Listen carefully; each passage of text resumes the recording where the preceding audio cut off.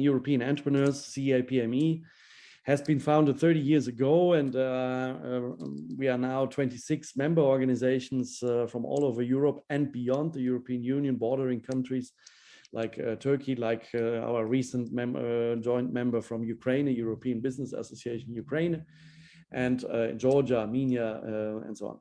And we represent more than 2 million companies in Europe, and with plus 20 million employees.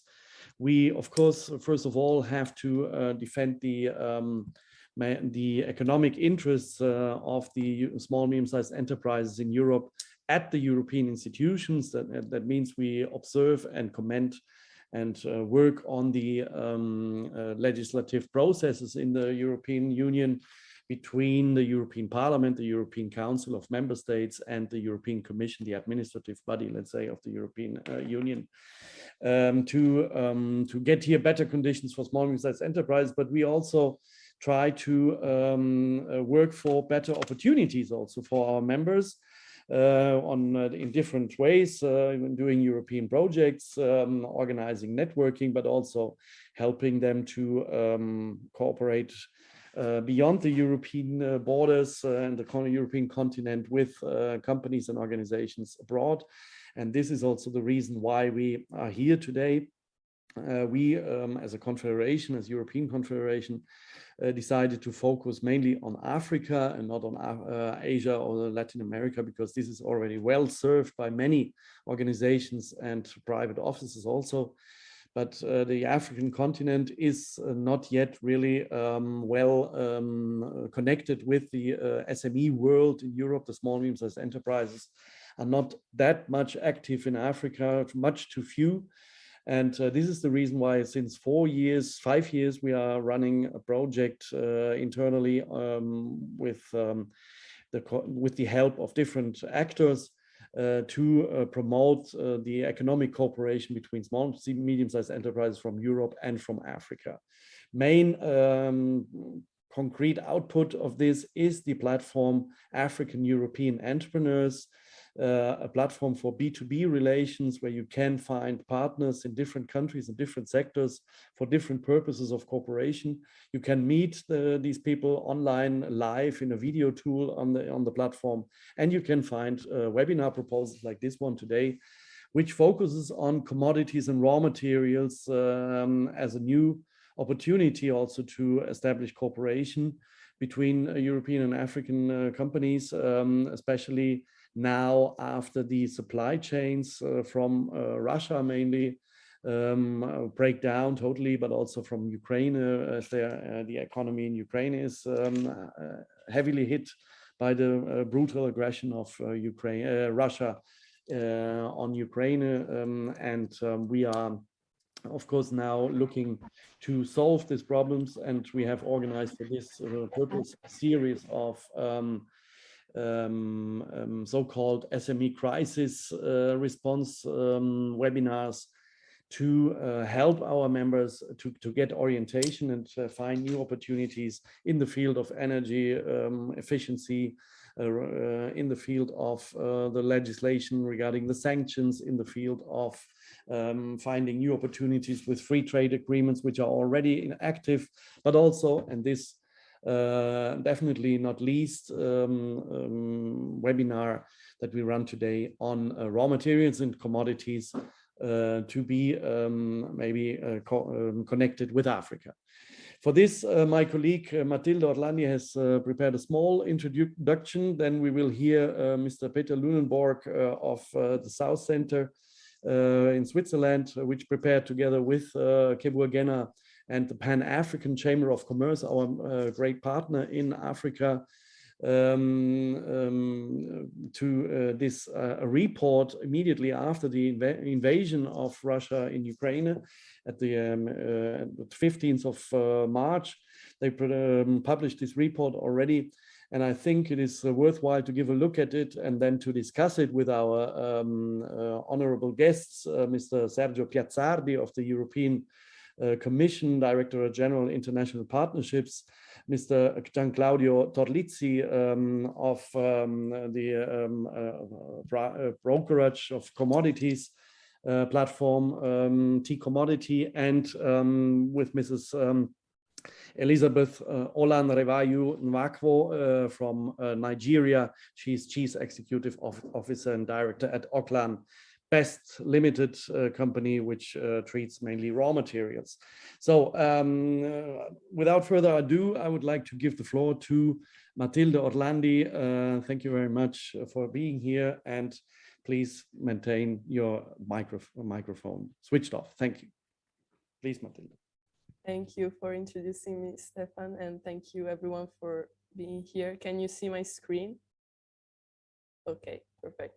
So as you already said, Stefan, we are here at the SMEs Crisis Response webinar number 7, and we're here to tackle the changing scenario of the importance of African commodities from the end of the COVID-19 crisis until the current and persisting situation of Russia's aggression to Ukraine, hoping to shed light on this complicated topic. So, oh, wait, doesn't work.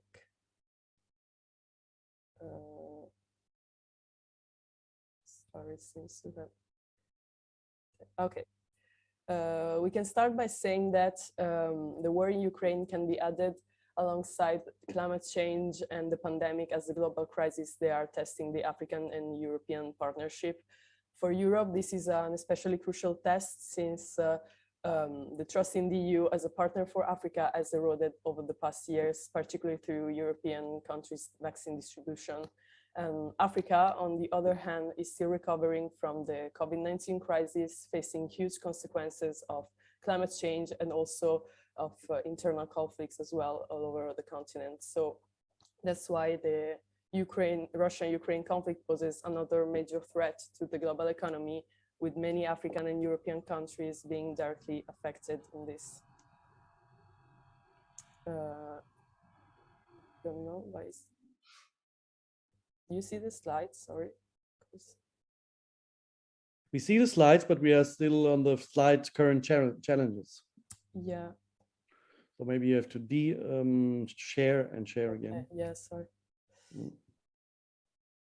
Okay. Now, first, second, third. Yes. Yeah. Okay. So the three categories most impacted by this crisis, as you probably all know, are energy, so oil and gas, derived products such as fertilizers and food, especially cereals, but also sunflower oil, whose prices are likely to remain elevated in the short to medium term. And Russia's importance in supply of global commodity, in fact, is widely known. Ukraine and Russia together are both leading global suppliers of agricultural commodities, fertilizers, and energy. In fact, these two countries are among the world's leading exporters of grain, for which they provide nearly a quarter of it. And the conflict, which has already produced soaring prices, is likely to also trigger unprecedented food crisis, fomenting unrest and protests with repercussion in the rest of the world. Crucial to Africa are Russia's and Ukraine agricultural exports. In fact, between the two countries, they supply almost 1/3 of total imported wheat on African continent, and Russia alone supplies over a half of the wheat imported, for instance, by Tanzania, Republic of Congo, Madagascar, Sudan, and Benin, the latter of which relies entirely on Russia for the grain. The same situation is for the Ukraine wheat that is of similar importance, especially in North Africa, where it accounts for nearly high wheat imports, and most sunflower oil imported by Algeria, Sudan, Tunisia comes from Ukraine. But on the other hand, for Europe, the problem is rather on the energy side. In fact, among European countries who are less self-sufficient from Russian gas, there is Estonia, Greece, Lithuania, Slovenia, Bulgaria, Croatia, but also Belgium and Italy. So the reliance on Russian wheat provided a reason for African countries to abstain or be absent from the votes to condemn Russia and the UN, as it happened, in fact, with Algeria, Mali, Sudan, Angola, and Tanzania, and many other African countries, because the effect of the Ukraine war are greater in Africa than in other parts of the world. In huge part is due to the fact that food security is still a massive issue there, and for which Africa does still not have many alternatives. But however, Africa does not only have disadvantages in the situation, but also possible economic benefits toward Western countries and Russia as well. In fact, in the context of the exponential increase in demand of raw materials, resource-dependent countries such as the one in the European Union are looking for strategies and policies to face supply risk and to secure access to raw materials. And in this context, Africa has become a region and a continent of increasing strategic importance for these resource-dependent countries as a major supplier for fuel and raw materials. Work on this has already begun, as the African Development Bank announced $1 billion plans to boost the wheat production on the African continent using climate-resilient technologies and heat-resilient wheat. Because in fact, many of the products that usually European Union or Africa import from Ukraine and Russia can be found in many other African countries as well. On the energy side, in the meantime, pressure to detach from Russian gas imports may result in the EU reconsidering its stance in financing gas production in Africa. For instance, there is the project of the Trans-Saharan gas pipeline that will travel from Nigeria through Niger and into Algeria and then into Europe. It was also presented the Repower EU plan to accelerate the energy transition with targets for 2030.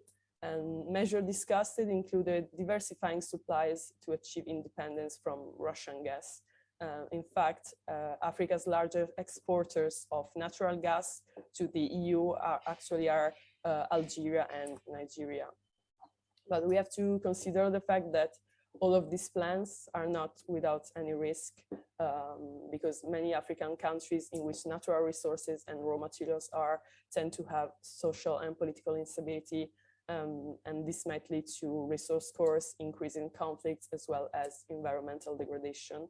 But we will see this in depth with the study produced by PACCI in May 2022 to see how this work can also represent a game changer on the export opportunities for African enterprises and which are the possible policy responses for the time to come. So we can also say that the current crisis has highlighted the challenge that both Europe and Africa face in managing the fossil fuel shock, but it could be also an opportunity to build a more diverse and agile energy mix. Furthermore, this could be an opportunity to create solidarity through emergency relief and support for affordability. It can also be a chance to promote sustainable production, resilience, and transformation of food systems, especially in Africa. Can be an opportunity to facilitate trade by helping Ukraine exporting agricultural products through various routes and promoting world trade, and also to create an effective multilateralism and strong support for the central role of the UN Global Crisis Response Group to coordinate global efforts. So now I leave the floor to Mr. Peter Lonenborg or to Stefan, if you have. Yeah, thank you very much, Mathilde. Great presentation, introduction that makes clear, let's say, what is the scene, to set the scene here now for the discussion also later. Of course, indeed, in Africa, it's a great discussion also if it's really a question of wheat production or if there's also autochthonous products that can be maybe reinforced or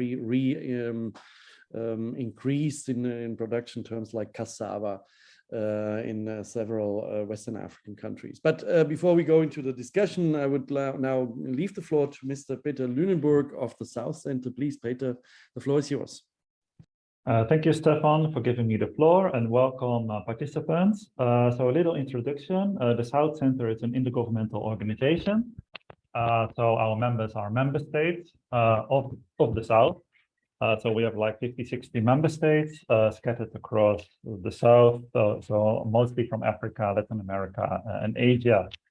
I am in the trade program, a senior program officer, working on trade policy issues, mostly in the WTO, but also in bilateral and regional contexts, including the AFCFTA.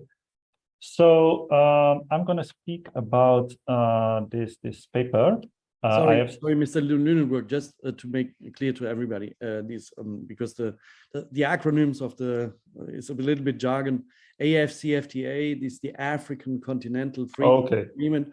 That is very important, signed by more than 50 countries of the continent, and prepares kind of a single market in Africa, similar. Yeah, it's a work in progress. It's not, it's at the start of implementation, and it is something, of course, where the business community can push as well. But I think that requires another seminar, how we can do that and what are the entry points for that.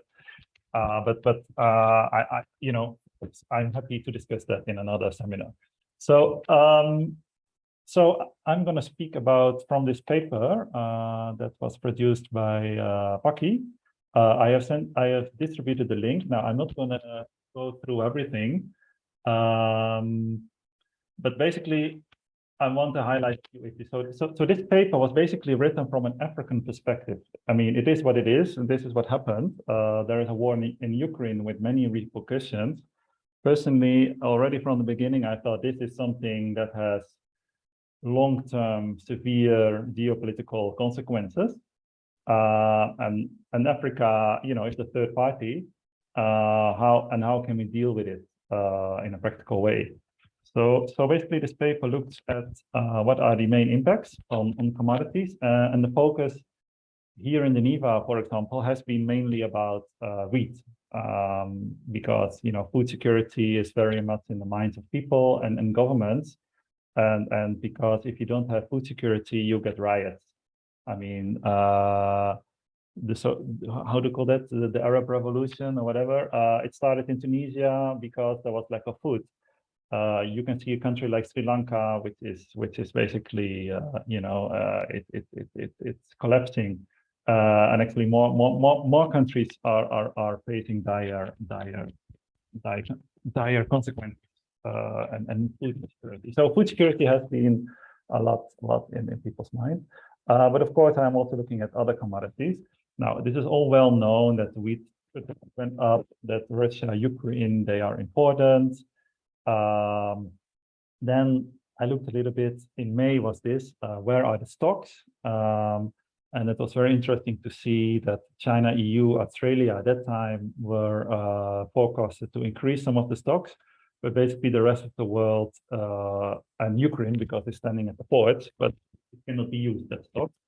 But the rest of the world of major countries, they are either zero or negative stock. But the point is there are stocks, but they cannot always be accessed because, like Ukraine, they are stuck in the port, and Argentina, they have actually export restrictions. But there are still stocks for this season. And now the question is whether the next season, because the next season, as you know, there are many droughts all around the world, from China to Italy to US. So the question is, what will be the global wheat production, cereal production? We don't know. It's probably going to go down. And it seems like that Russia is only becoming a more important producer in the whole story, because if Russia is less impacted by droughts than the rest of the countries, that means that Russia is becoming more important. Then on gas, I mean, I didn't go too much into gas in this paper. Basically, I'm not a gas expert, but basically, Russia is basically trying to redirect its exports, right? Because it's not going to Europe anymore. They can do that, but of course, they cannot do it immediately. So there will be a glut in the Russian market of gas. And the question is, how will they use that gas? And likely they will try to use it to produce other products, fertilizer, aluminium, glass. exactly those industries that use a lot of gas. For example, in Germany, I think. So there will be. Russia will lose some market, but then they have so much a glut of gas that they can use for other industries. And already they are quite strong. For example, in aluminium, Europe is already getting a lot of aluminium from Europe. And fertilizer. So in fact, I mean, if you look at the sanctions, the perverse effect of the sanctions is actually that Russia is becoming more important in key commodities that are important to us, like fertilizer and other derivatives, because they can actually produce as much cheaper than other countries in the whole world. So actually, the dominance of Russia in fertilizer is likely only to become bigger. So then on the impacts of Africa, so I think Mathilde already went into it. Basically, yes, it's true. If you look at Russia, the combined Russia-Ukraine dependence is quite high, but if you then split it up by Russia and Ukraine, it seems like that for most countries, Russia is more important than Ukraine. So that can inform also their policy choices in the UN, for example. I'm not so sure whether exports from Russia are impacted a lot. I mean, it might become less, but I think they are less impacted than Ukraine exports. So in fact, the overall impact might differ depending on how dependent you are either on Ukraine and Russia. So countries that are very dependent, those here on the left, I think, these are really, they scramble.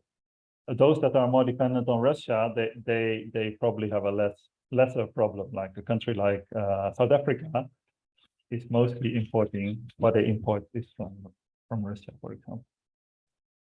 So that can explain a lot also. Now, then I was actually looking at the wheat import gap and the different scenarios, just a simple assumption that either no change in imports or a small change in imports because of the war, and then whether from the Ukraine, whether there is a 33%, 50%, or 75%, what would be the total import gap? Now, basically, the number I'm coming at is here. It's basically 4.7 million tons, and if you look at the total stock in Ukraine, here, according to here, I mean, this is figures from May, we talk about 6.6. So actually, the stock in Ukraine can actually cover for the whole import gap of Africa. So in fact, the import gap for the African countries looks very big. It is big for the African countries, but globally, it's actually not that big. I mean, 4.7 million is not that super big, based on all the assumptions, right? Then, okay, I have here some paragraph on gas, and I think this is something, Africa is really on a drive to have LNG infrastructure. The only problem is what I'm seeing is, and that is also for Europe, is the problem of LNG tankers, because South Korea is the largest builder of LNG tankers, and they basically have an order book that is already full till 2025 from Qatar. So I think if we really if Africa and Europe wants to increase their LNG infrastructure, we really need to address the issue of LNG tankers. I mean, recently Germany nationalized, I think, three LNG tankers because there are not enough LNG tankers on the world to ship the required amount. So yes, this is a big area of investment, but it really can't lift off if there are no LNG tankers. So then, export opportunities, so export opportunities for Africa. So of course, because of the redirection of supply chains, there will be a lot of raw material that would need to be sourced from Africa. So that translates into export opportunities for Africa. So here is, some product categories where basically, because we're not buying it, because Europeans are not buying it from Africa, from Russia, they have to buy it from somewhere else. So here are some specific materials and all the countries that supply them: palladium, vanadium, phosphate rock, aluminium, cobalt, titanium, graphite, where the dependence of the EU on Russia has been or Ukraine has been quite high. Then I was also looking at other opportunities for Africa to export to Russia, and there is. For example, Northern African countries, they can look at the car automotive supply chain. So instead of, and this is, I think, where the German business sector can also look at, saying, if you set up a plant in Egypt, you can export to Russia. So instead of directly exporting to Russia, so you can still be in the Russian market by investing in Egypt, for example, because as you know, it's very short distance from Egypt to Russia, and you don't face any sanctions. So maybe this could be an opportunity for Africa to have some more European investment. And here are some of the sectors where I think would be potential. So engines, articles of iron and steel, essential oils, beverages, so oil seeds, copper, some copper, tubes, like this light industrial products, and maybe some chemical products. So these are opportunities for Africa, but also opportunities also for European business sector for investment, right? So then at the end, possible policy responses for Africa. So it's focusing basically on the food security. So the short term for Africa would be to look where are the stocks and buy from them. So like India or China. Of course, you have to take into account all the relevant quality standards, whether the wheat is not too wet or has not too much dust and sand and so forth and so on. I think Egypt, for example, changed their standards in order to allow some import of French wheat, because French wheat apparently is more wet than the Egyptian standard. So they had to lower the standard in order to allow the import of wheat from France. Then, as Stefan was saying, explore substitution of wheat for other products. I mean, I think eating too much wheat makes you fat, right? Like if you give a lot of wheat to a chicken, it makes you fat. So maybe, a diverse diet is never a bad thing. I mean, of course, if it's out of necessity and because you otherwise die, is not a good thing. But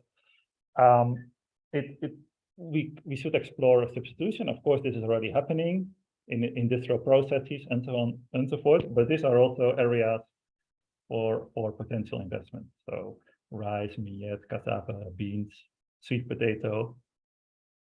I'm personally a favor of millet, especially the yellow one that you have in China. I think we should have more production of that globally. The really yellow one. It's very nutritious and it lasts very long. Then another idea is to promote intra-African trade in wheat and fertilizer and other soil improvement products through the reduction in tariffs and other restrictive measures. Of course, this will benefit any company that is based in Africa and wants to export in the continent. This could be some kind of early harvest or first, big bang for the CFTA, for example. Then on the medium term, as I said, I mean, whether or not we like Russia, Russia is an important supplier. So African countries could explore long-term supply contracts with Russia for wheat and Belarus for potassium. So the other, this is kind of the game of one other loss is another one's, profit. Then the other one is, can we have an agreement either globally or between the big players to stabilize global wheat markets? Such agreement could contain one or more of the following elements: supply or price commitments by parties, maximum export prices, technical financial assistance to increase wheat production, and export financing by banks located in parties to this agreement. And the question is where and how this could be done, whether there is any incentive, which forum. Is it a forum with Russia, without Russia? But it's clear that from African perspective, something has to be done to stabilize markets. Practically in it.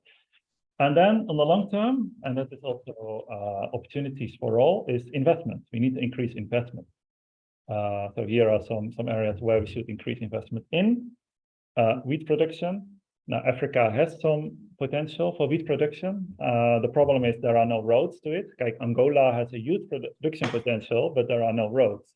So we have to also be realistic where the wheat production can be increased. Probably East Africa is probably the most promising region. Processing of wheat products, fertilizer plant, not only fertilizer plant, but also putting in pellets and close to the markets. And then maybe more revolutionary is look at sanitary systems. Actually human poo can be used also as fertilizer. And as you know, sanitary systems in Africa are generally less developed than in Europe. So maybe there is something there as well that we can develop where human poo or human manure is used as fertilizer. This is nothing strange. Like in Japan, they did it for centuries. Because Japan, is basically a rocky island. They have no, so they had to use something else. So actually, Japanese, they became what they became because they used human poo. But of course, animal poo can also be used, of course, as biogas, and this is also, like small installations to produce biogas. These are also very interesting opportunities for the long term. So I think I stopped there.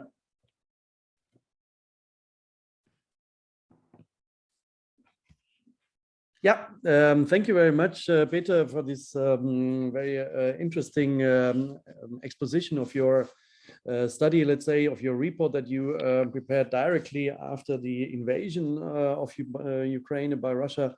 I would now leave the floor to the Executive Director of the Pan-African Chamber of Commerce and Industry, Kebur Gena. Please, Kebur, maybe you can now take over and discuss with our experts in the field of commodities and raw materials, Mrs. Elisabeth Wanko and Mr. Claudio Torlizzi and Mr.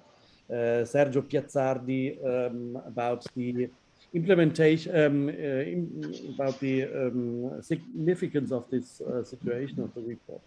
Please, Kebur, the floor is yours. Thank you, Stefan. Good morning again, everybody.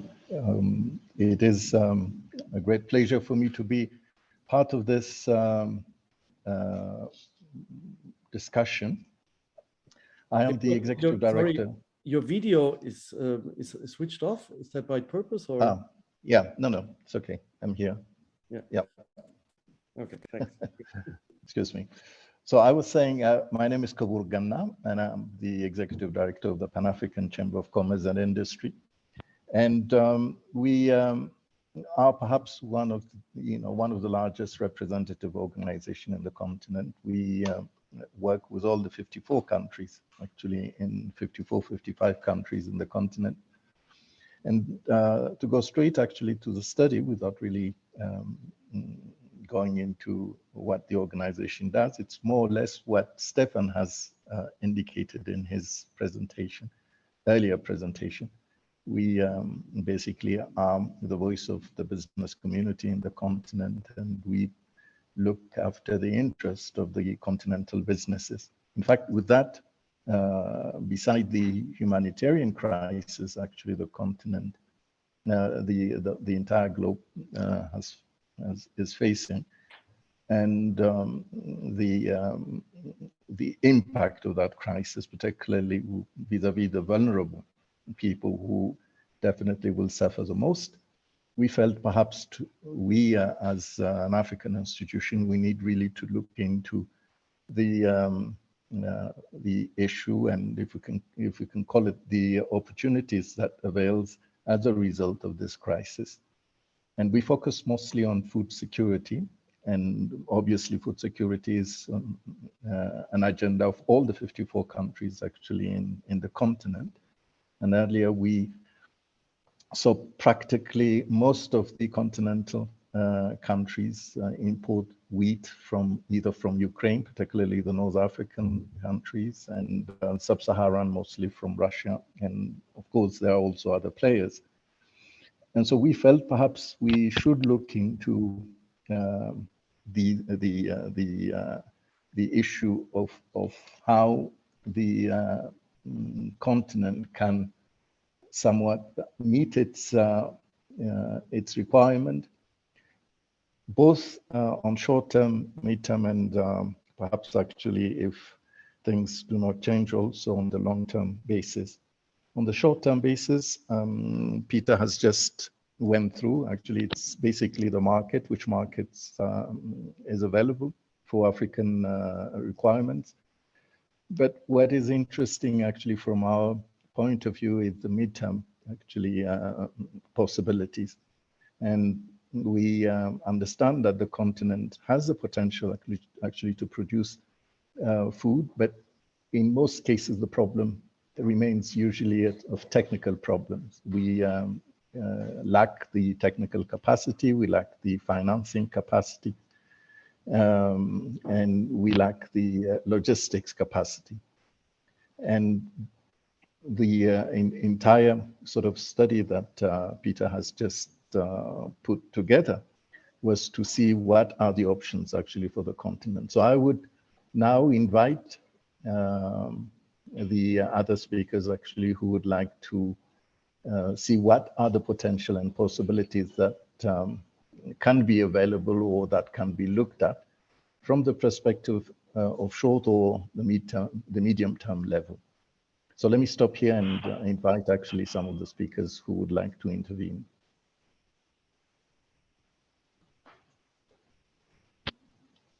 I would give the floor first, women first, to Elizabeth Nwakwo of OWIT Nigeria, if you want to take the floor.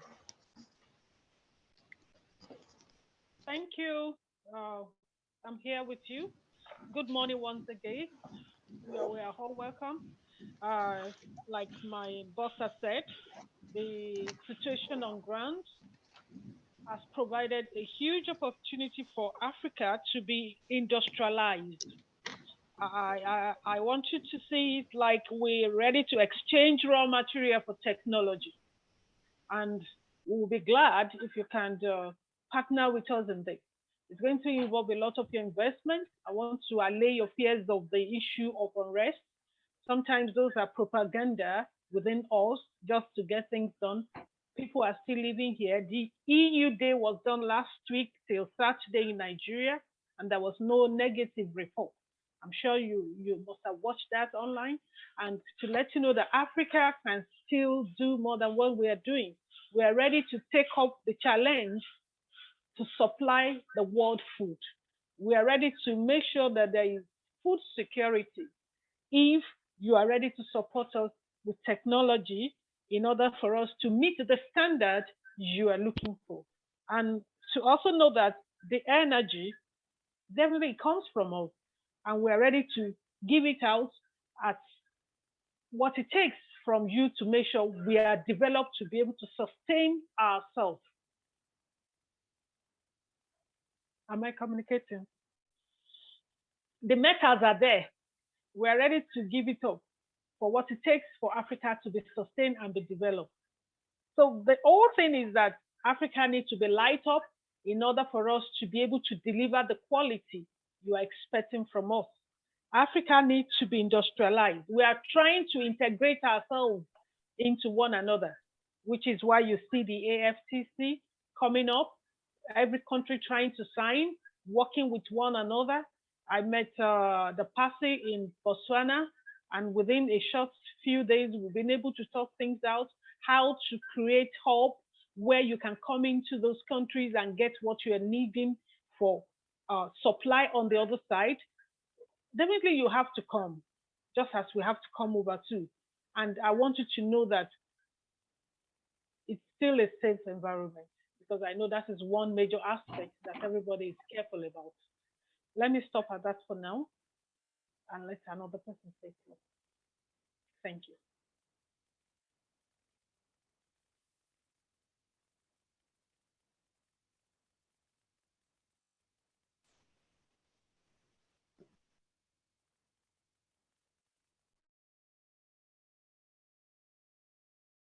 If nobody else takes the initiative, I would give the floor to Gianclaudio Torlizzi from Italy, a commodity trader, please.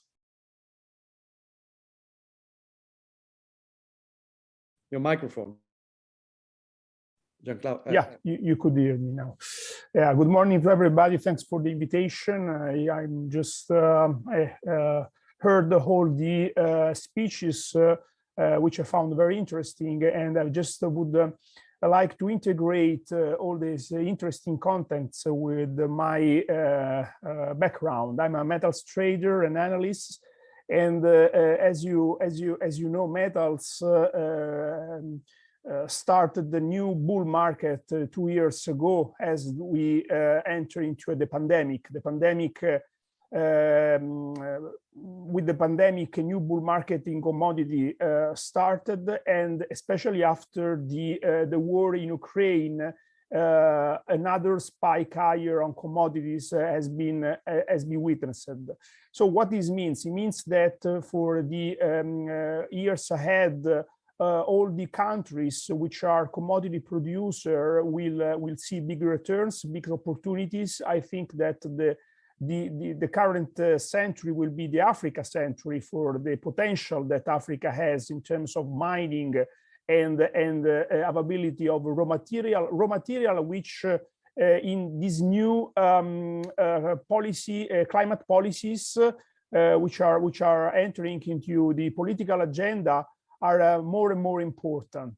So all the aspects which are concerning the switching into electric vehicle business, just to give you an example, into an EV, 100 kilo of copper is inside. So just to give you an example of how much metals will be needed in order to guarantee that a smooth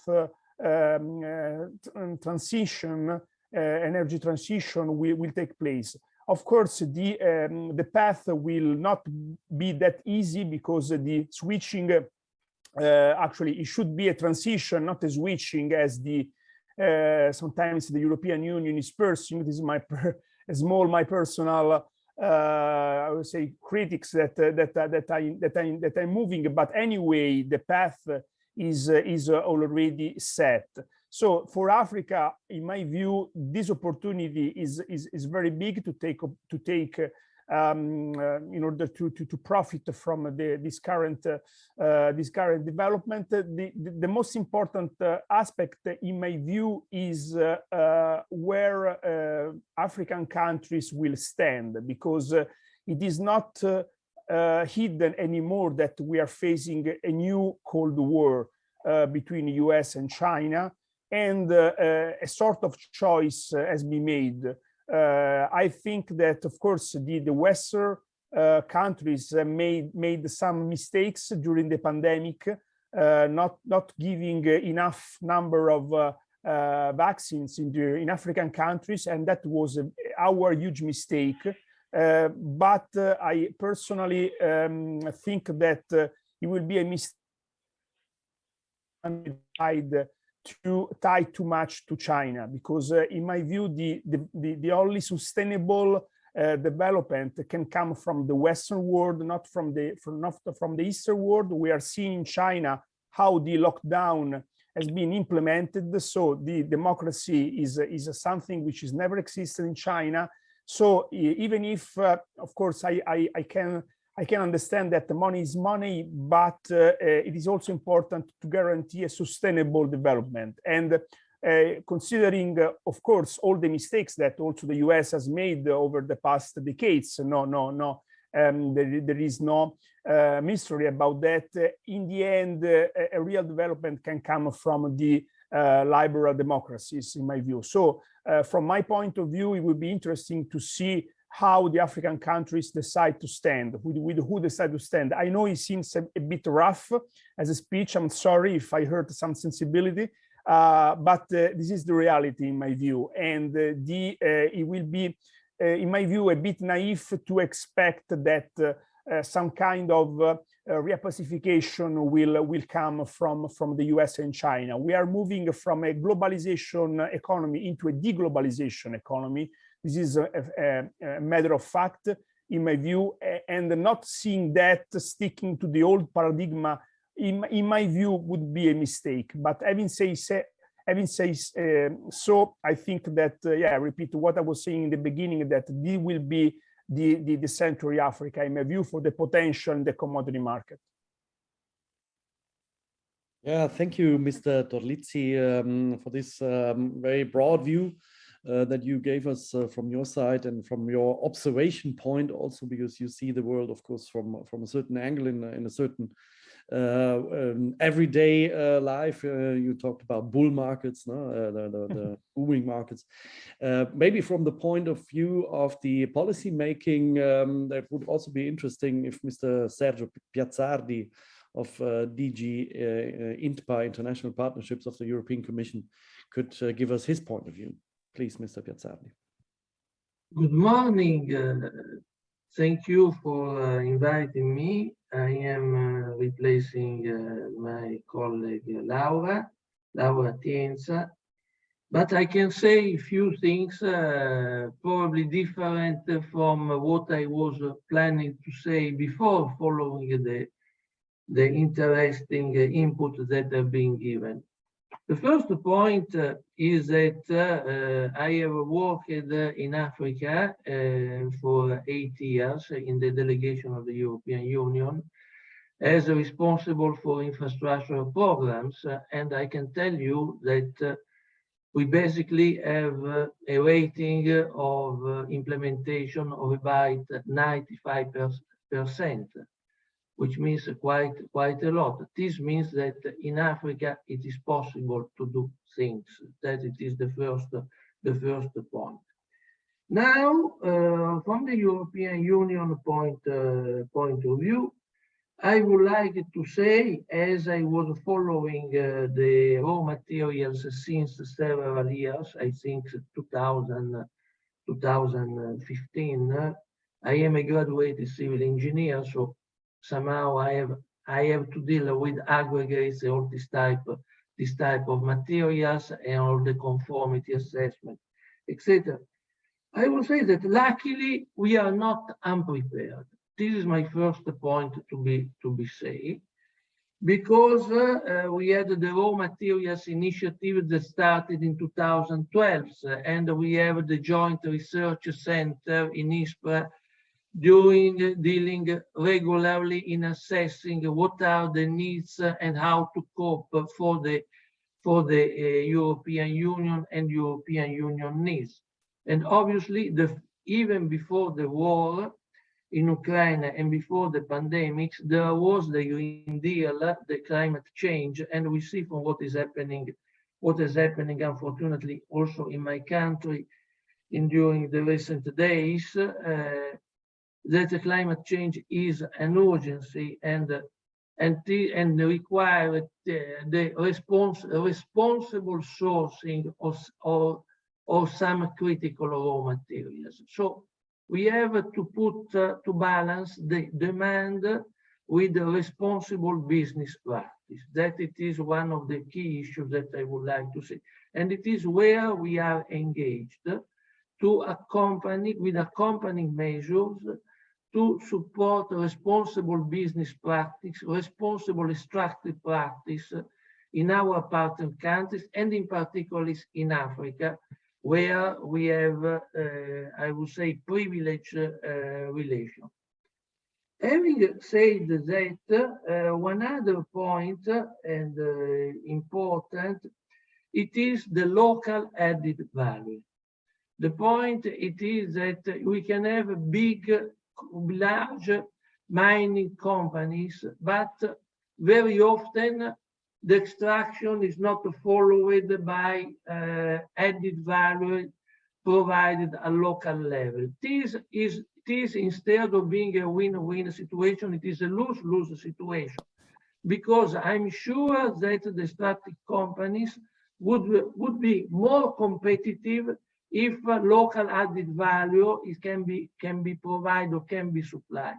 And this, unfortunately, I think it is where we have to focus ourselves in the next years. I talk about energy, I talk about infrastructure, but of course there is the matter of local processing, local servicing, etc. Where the European Union is particularly engaged, it is in the TVET training in order to support a qualified workforce, local workforce, then can support companies working there in the supply chain. Role for the European small and middle enterprise. Of course, when we talk on partnership, in partnership you need to be at least two, so that it is, and we are, as we have quite a lot of know-how, quite a lot of knowledge, quite a lot of standards, quite a lot of responsible business practice, we are more than pleased and interested to export this and to give opportunity to our small and middle enterprise to be business to business. It is also one point where we are strongly engaged and we want to go further on with the European, also with the European Investment Bank and the European financial institution.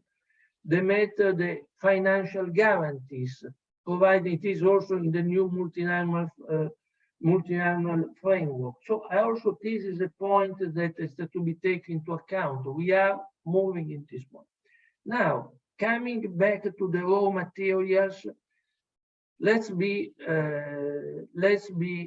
frank and let's be clear, if I may.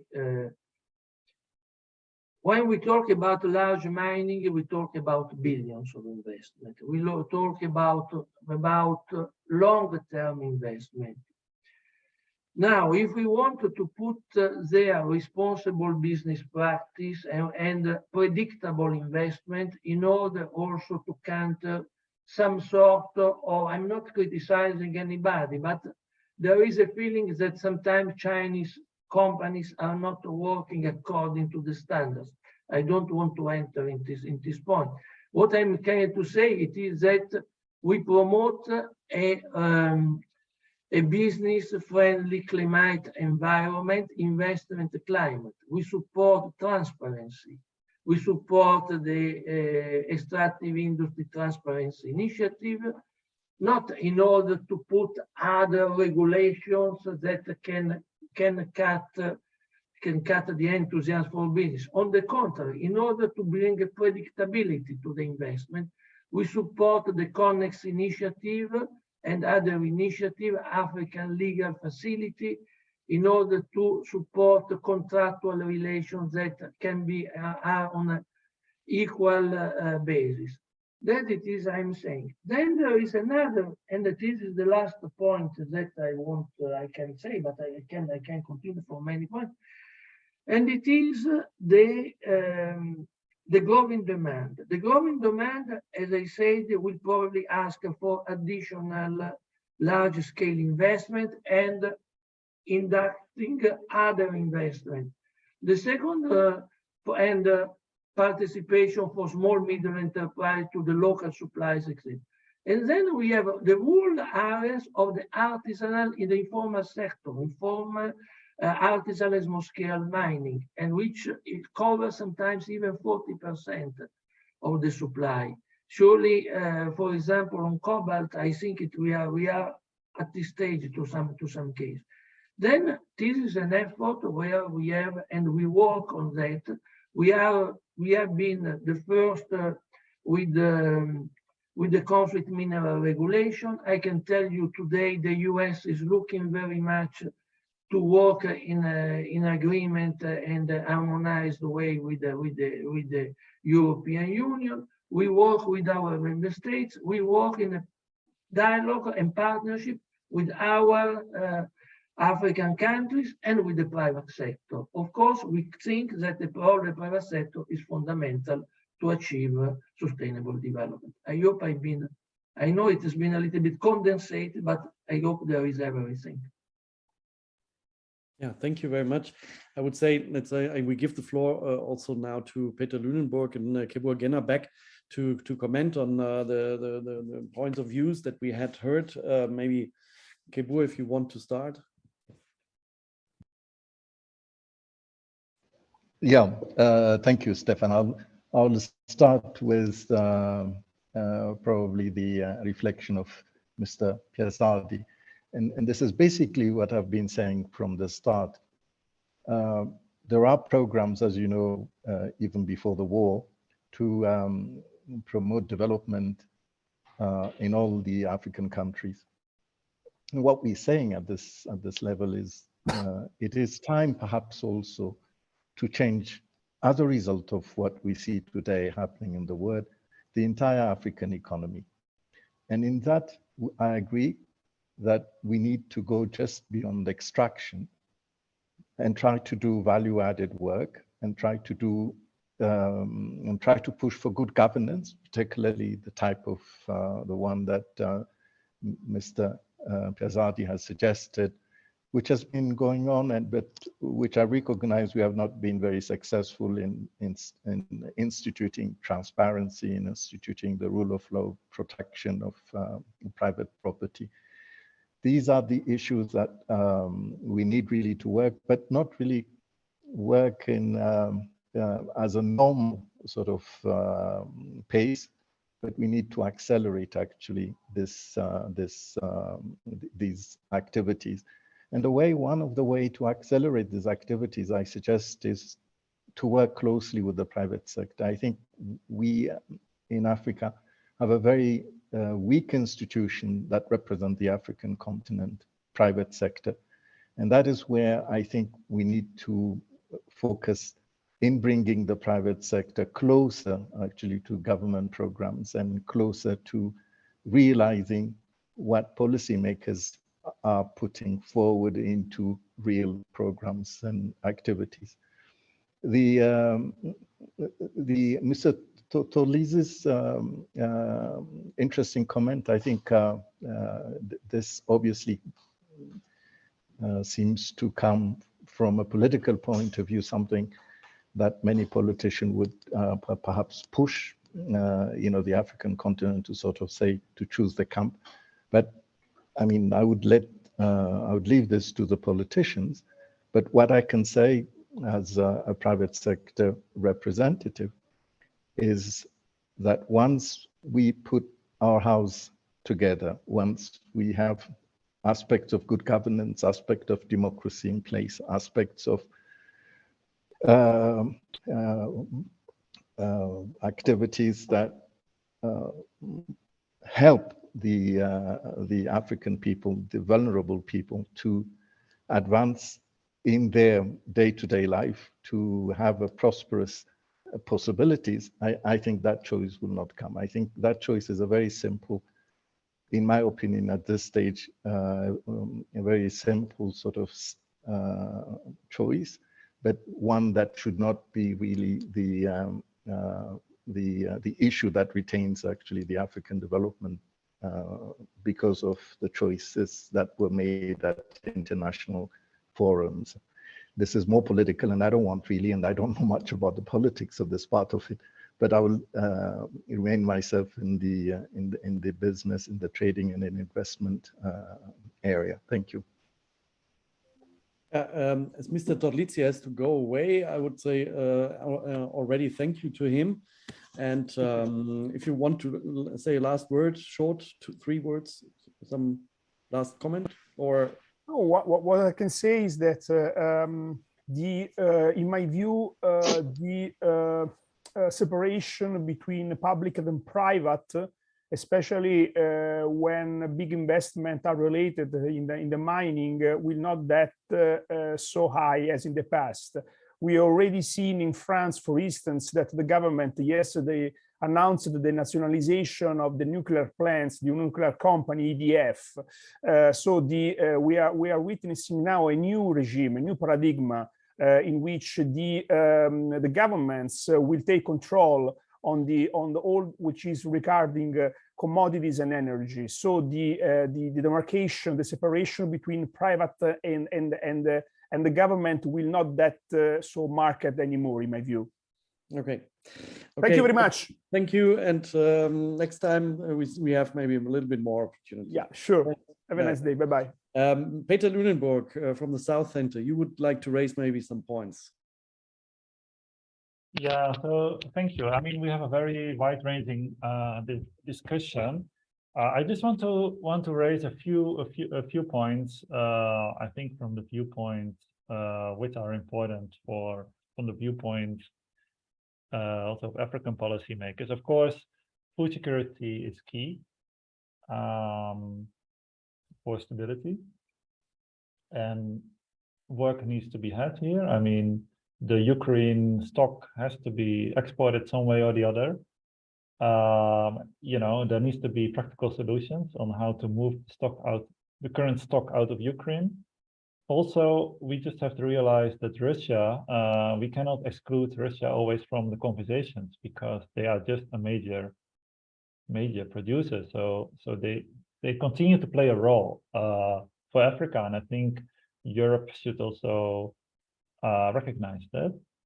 Then on oil and gas, as I said, I think LNG is making a big bang. Also in Africa, they're going from export terminals to building import terminals. But I think a big bottleneck are the LNG tankers. So really, there needs to be some strategy for increasing the production of LNG tankers. I haven't seen much there yet, discussion yet, because all the LNG tankers are made in Asia, mostly. So actually, and for energy security, both for Africa, both for Europe, is not so good if most of the supply chain or alternatives to Russia are actually then in other countries. I mean, it doesn't really matter if you switch one for the other. You switch from Russia to Qatar, and Qatar has basically the whole supply chain, including all the import terminals and the ships and everything. So it really doesn't matter much. But Qatar is not the military that Russia has, and it's not that problematic, let's say. Yeah, but it creates dependencies, right? We can already see in Algeria with the Western Sahara, which is Africa, right? So we can already see, you switch one dependency for the other dependency. Then from the viewpoint of Africa, I think there is a lot of scope for new investment, including to exports to Russia. And I think and one example I mentioned could be a part of the automotive supply chain. And then, of course, there are many opportunities within Africa for investment in greenfield mining, expansion of mining, food production, food processing, and also alternatives and complements to fertilizer, because fertilizer is just too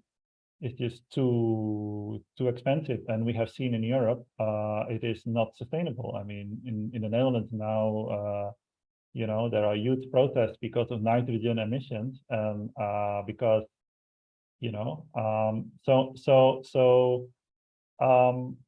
are now, as one of our participants from Nigeria said, there is a lot of scope for investment in Africa, and a lot of opportunities. And also a lot of opportunities for collaboration between Africa and Europe in these efforts. And thank you very much, Peter. And that is why we are here.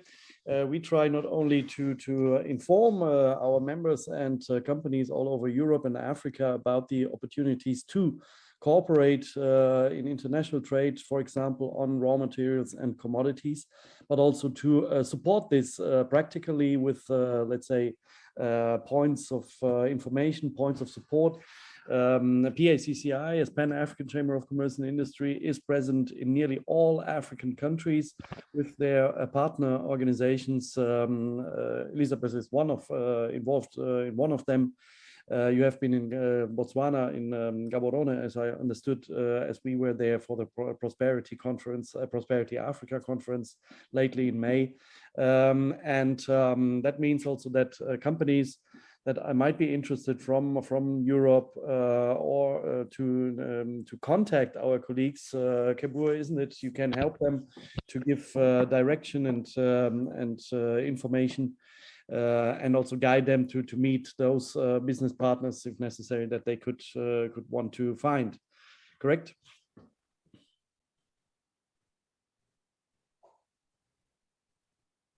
Your microphone, I mean, is on, but I don't hear you. Can you? Oh yeah. Yeah. I think I would invite all the viewers to go to our website. I was saying, can you hear me now? So what I was saying, you're right. Actually, you can visit us at www.pacci.org, PACCI work, and most of the project that we currently work on. And the organization that we look always around for partners to promote the African business interest, and in this case, actually promote the partnership between the European Union and African businesses. So I suppose that will be good enough actually for now in terms of providing you the access to what we do and where we're located and who we are. Thank you. All those that have participated today can find soon also the webinar as a registration on our website, www.european-entrepreneurs.org. I send it here in the chat, where we will publish the report again and the presentation of Matilda Orlandi in the opening, as well as the video registration that we put on our YouTube channel. And if you want to network with other participants or also other operators in the field of preparing business with Africa, you can use our B2B platform, which I put here the link in the chat. I would also like to share it shortly. Again, African European entrepreneurs, you know, you have been there because you have been invited to this webinar. Just to make it clear, you can find here companies from more than from 85 different countries in Africa and in Europe, and even also from other countries outside of Africa, where you can find the single representatives of companies, but also their organizations, and you can ask them directly to meet them, to see their products that they put on the marketplace, and to write them or to meet them in video directly, or also to follow other webinars that we publish here regularly in our webinars list on this platform, which is run by PACCI and us together. I would thank everybody for their attention and their participation. I hope you appreciated it, and let us know if you have some other proposals for interesting topics. We are always ready to discuss this internally and maybe take it up for a discussion here in this place. And thank you very much. Have a nice day. Thank you, Mr. Piazzardi. Thank you, Mr. Genner. Thank you, Peter Lünenburg. Thank you, Matilda, especially for all the organization. And thank you, Elizabeth, also. Goodbye.